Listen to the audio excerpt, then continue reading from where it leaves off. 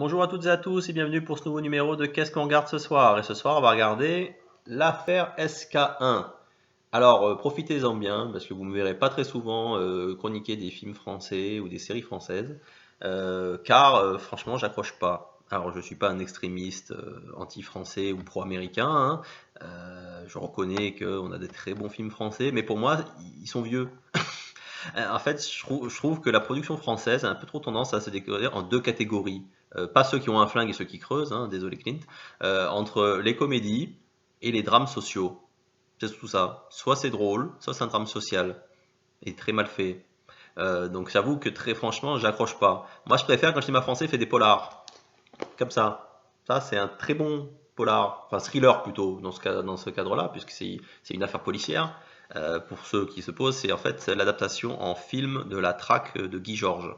Et pourquoi l'affaire SK1? Parce qu'ils avaient été surnommés comme ça une fois qu'ils ont découvert que c'était un tueur en série. SK pour Serial Killer numéro 1. Donc je me le suis acheté, par exemple, je suis pas spécialement un fanatique des films français, même quand j'ai regardé, ma femme m'a sorti mais qu'est-ce qui t'arrive, tu regardes un film français, ça va pas? Donc pour vous dire, mais effectivement l'histoire de Guy Georges, ça me plaisait bien, le film avait l'air d'être sympa, donc j'y allais, pourquoi pas, hein, à dire. J'avais bien apprécié la série Les Revenants, pourtant c'était une série française. J'ai bien aimé Braco, parce que la saison 1, pourtant c'est une série française. Donc je me suis dit, allez, pourquoi pas, hein, pourquoi pas. Et puis moi, je l'ai pas regretté parce que globalement ils sont tous bons. C'est vrai que souvent moi ce qui me gêne dans les films français c'est que les acteurs on a l'impression qu'ils y croient pas quoi. C'est mou. Là c'était plus vivant quoi. On a vraiment l'impression de voir une équipe de flics qui se démènent pour essayer de démêler cette affaire. En plus c'est vraiment très sympathique.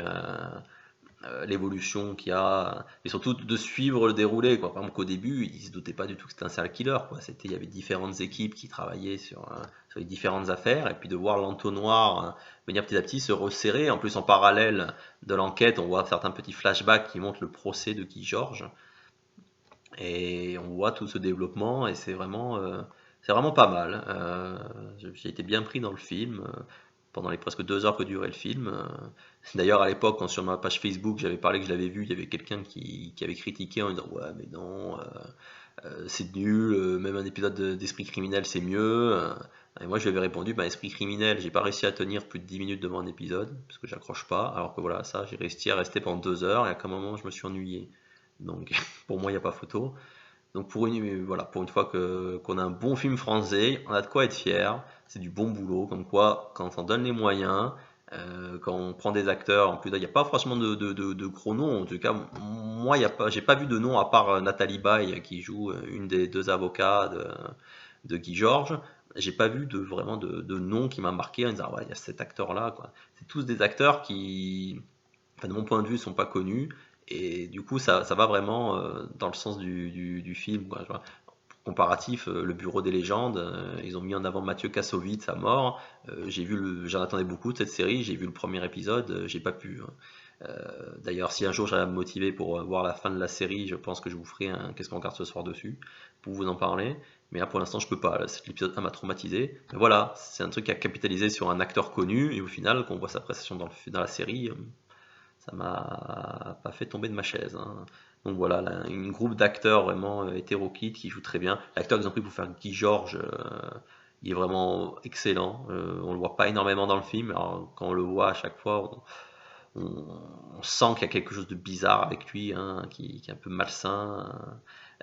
Franchement, très bien joué. Donc voilà, très très bonne surprise. Donc l'affaire SK1. Donc excusez-moi, là, je me suis un peu lâché. J'ai pris une édition avec un guide qui parle de la traque, la vraie traque de Guy Georges. C'est pour ça que le truc est un peu gros, qui prend la moitié de l'écran. Oh, donc je vous le conseille. L'affaire SK1, un film français qui mérite un 8.